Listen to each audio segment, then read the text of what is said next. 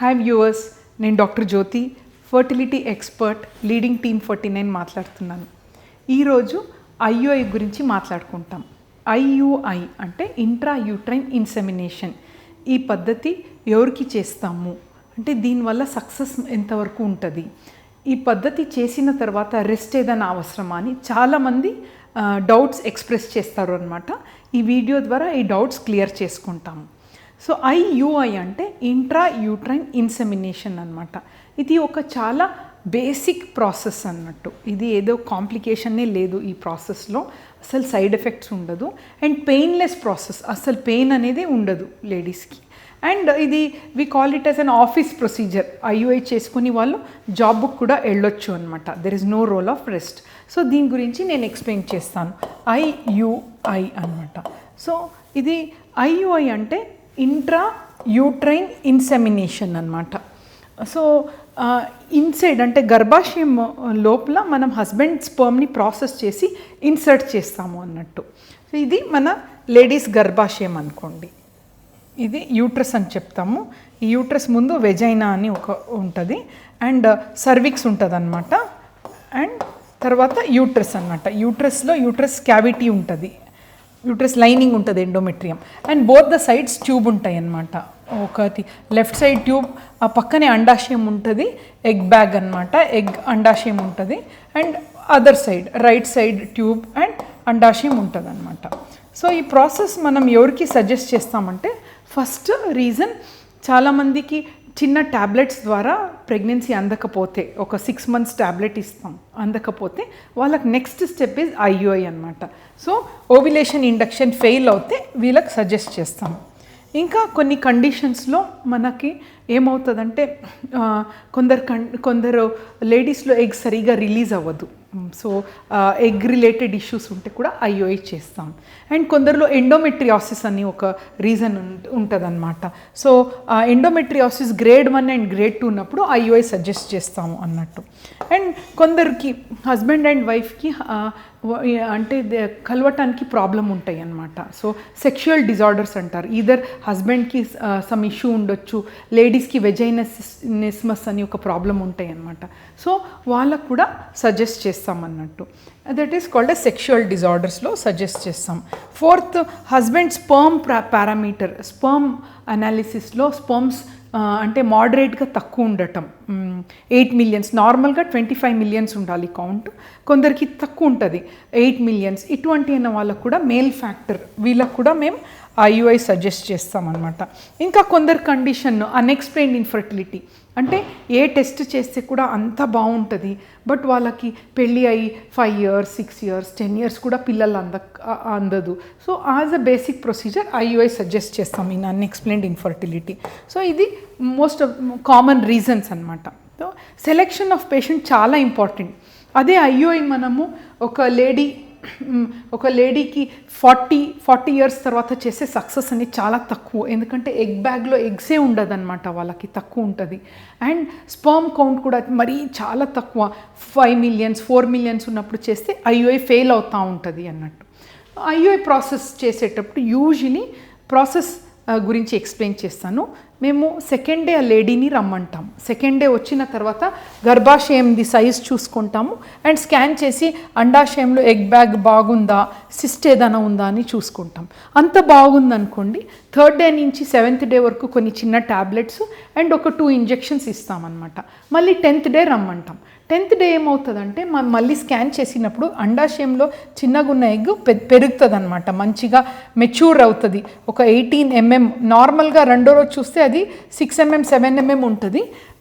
10 days injection tablets తర్వాత అది మంచిగా పెరుగుతుంది అనమాట. 18 centimeters, 20 centimeters వరకు పెరుగుతుంది. సో ఈ ఎగ్లో ఒక బేబీ అంటే లైఫ్ వచ్చే కెపాసిటీ ఉంటుంది అనమాట. సో అది చూసిన తర్వాత మేము ఒక ఇంజెక్షన్ ఇస్తాం. ఒక ఇంజెక్షన్స్ ఇచ్చినప్పుడు ఎగ్ విడుదలవుతుంది, ఎగ్ బ్యాగ్ నుంచి అది విడుదలవుతుంది అనమాట. విడుదలయ్యేటప్పుడు ఈ ట్యూబ్స్ అనేది ఆ ఎగ్ని క్యాచ్ చేస్తుంది. అది క్యాచ్ చేసి ఈ ఎగ్ అనేది ఈ ట్యూబ్స్లో వెళ్తాయి అనమాట. యాంప్యులరీ పార్ట్ ఆఫ్ ట్యూబ్లో ఎగ్ వెళ్తాయి అనమాట. అంతే, అది దాని తర్వాత ఎగ్ ఇక్కడ లోపల వెళ్ళలేదు. సో ఆ టైంలో వాట్ వీ డూ, హస్బెండ్ స్పర్మ్ని ప్రాసెస్ చేసి హస్బెండ్ స్పర్మ్ ప్రాసెస్లో ఆ పస్ సెల్స్ కానీ దాంట్లో ఉన్న అన్ని మంచిగా లేని ఇన్ఫెక్షన్ అన్నీ తీసేసి ఆ ఫలితమైన స్పర్మ్స్ చాలా దాంట్లో మొటిలిటీ మంచిగా ఉన్న స్పర్మ్ని సెలెక్ట్ చేసి ఒక చిన్న క్యాథెటర్లో మేము దాన్ని ప్రాసెస్ చేస్తామన్నమాట. ప్రాసెస్ చేసి ఆ ఎగ్ విడుదలయ్యే టైం చూసి అది యూజువలీ ఆ ఇంజెక్షన్స్ ఇచ్చి 36 అవర్స్లో విడుదలవుతుంది. ఆ టైంలో హస్బెండ్ స్పర్మ్ని ఈ వెజైనా ద్వారా మనం గర్భాశయం లోపల ఇన్సర్ట్ చేస్తామన్నమాట స్పర్మ్స్ని. సో బేసికలీ ఏమవుతుంది, మనం స్పర్మ్స్ దగ్గర వెళ్తాయి అన్నమాట. సో ఈ వెళ్ళి ఎగ్స్ లోపల వెళ్తాయి అన్నమాట. సో మనం ఎగ్ని స్పర్మ్ని దగ్గర కలుపుతున్నాం అన్నట్టు IUI process. It's nothing but number of స్పర్మ్స్ని ఇంక్రీజ్ చేయటం అండ్ రెండిట్లో దగ్గర కలపటం అన్నట్టు. So chances of success increase అవుతుంది అనమాట. ఆ ప్రాసెస్ అయిన తర్వాత ఐడియలీ ఒక 15 to 20 minute రెస్ట్ అంతే. That's all. ప్రాసెస్ ఒక 1.5 hour టైం తీసుకుంటుంది. బట్ ఇంజెక్ట్ చేసేది జస్ట్ హార్డ్లీ 5 minutes అన్నట్టు. Painless process. స్కాన్ ద్వారా ఇంజెక్ట్ చేస్తాము. లేడీస్కి ఒక 15 to 20 minutes రెస్ట్ తీసుకోమని చెప్తాము హాస్పిటల్లో. దాని తర్వాత she should not remember IUI అయింది. నార్మల్ రొటీన్ యాక్టివిటీస్ చేసుకోవచ్చు. She can go to do job చేయొచ్చు. మళ్ళీ తర్వాత రెస్ట్ ఏమి ఉండదు, అన్ని యాక్టివిటీస్ చేసుకోవచ్చు. సో ప్రాసెస్ చేసిన తర్వాత ఒక 15 days మనము అది బేబీని మెయింటైన్ చేయడానికి చిన్న ట్యాబ్లెట్స్ ఇస్తామన్నమాట.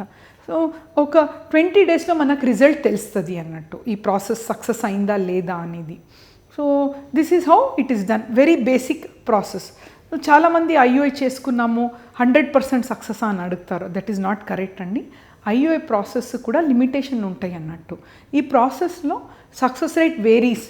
డిఫరెంట్ కండిషన్కి డిఫరెంట్ సక్సెస్ రేట్ ఉంటుంది అనమాట. ఎగ్స్ సరిగా రిలీజ్ అవ్వకపోతే వాళ్ళకి సక్సెస్ రేట్ ఈజ్ ఆల్మోస్ట్ 25% అనమాట. ఎస్పెషలీ పీసీఓస్ వాళ్ళకి. బట్ అదే అన్ఎక్స్ప్లెయిన్డ్ ఇన్ఫర్టిలిటీ ఆ కండిషన్లో 11 to 12% ఉంటుంది success rate. And endometriosis severe ఉందనుకోండి హార్డ్లీ 7 to 8% అన్నట్టు. సో ఇట్ వేరీస్ అన్నట్టు. మ్యాక్సిమం మన పర్ సైకిల్ సక్సెస్ రేట్ ఒక 15 to 20% అని చెప్పొచ్చండి ఐయుఐ సక్సెస్ రేట్. ఈ ప్రాసెస్ అనేది ఒకేసారి కాదు. We call it as cumulative pregnancy rate. అంటే ఫస్ట్ టైంలో 20%, సెకండ్ టైంలో 20%, థర్డ్ టైంలో కొందరికి 20%. సో 3 సైకిల్ కలిపి ఒక 50 to 60% వాళ్ళకి ప్రెగ్నెన్సీ ఛాన్సెస్ ఉంటాయి అన్నమాట. సో అందరికీ 3 times చేయకూడదు. మనకి ఫస్ట్ సైకిల్లోనే తెలుస్తుంది కొందరికి ఇది ఈ కండిషన్ అనేది వీళ్ళకి కరెక్ట్ కాదు. ఎందుకంటే ఎగ్స్లో ప్రాబ్లమా, స్పర్మ్స్లో ప్రాబ్లమా, మరీ ఎక్కువ ప్రాబ్లం ఉంటే ఒక సైకిల్లోనే మనం అబాండన్ చేయాలన్నమాట. సో కరెక్ట్గా మనం పద్ధతిలో చేస్తే it's a very basic process and ఎంతోమంది కన్సీవ్ అయ్యే ఛాన్సెస్ ఉంటాయి అన్నమాట. వన్ ఆఫ్ మై అంటే కల్వకుర్తిలో వి డిడ్ 1 camp. అక్కడ ఆల్మోస్ట్ వి సా 100 OP. ఒక పాపం వెరీ ఏజ్డ్ కపుల్ అండ్ వాళ్ళు చాలా అంటే రియలీ ఫైనాన్షియలీ ప్రాబ్లం ఉన్న వాళ్ళు. ఒక 12 years అయింది మ్యారేజ్ అయ్యి. వాళ్ళకి వి డిడ్ ఐయుఐ మన క్యాంప్లో చేసాము. And last 9 months before we did IUI మొన్న రీసెంట్ నేను క్యాంప్ వెళ్ళేటప్పుడు ఐ సా దేర్ బేబీ అనమాట. It was something really heart touching అనమాట. అంత ఏజ్ అయిన తర్వాత ఈ సింపుల్ ప్రొసీజర్లో కూడా ప్రెగ్నెన్సీ వచ్చిందని మనం definitely there is nothing to worry అనమాట. అన్ని ప్రాసెస్ ద్వారా ఏది ఎవరికి కరెక్ట్ ఆ పద్ధతిలో చేస్తే సక్సెస్ ఈజ్ ఆల్వేస్ దేర్ అండి. సో వి హోప్ ఈ ప్రాసెస్ ద్వారా చాలామంది ప్రాబ్లం ఉన్న వాళ్ళు కూడా కన్సీవ్ అవ్వాలని వి హోప్ అండి. Thank you. మా 49 యూట్యూబ్ ఛానల్ని సబ్స్క్రైబ్ చేసుకోండి. Fertility specialist doctor Jyothi and team వీడియోల ద్వారా ఇచ్చే సలహాలు సూచనలు పాటించండి. మేము మీ నమ్మకాన్ని నిజం చేస్తాం.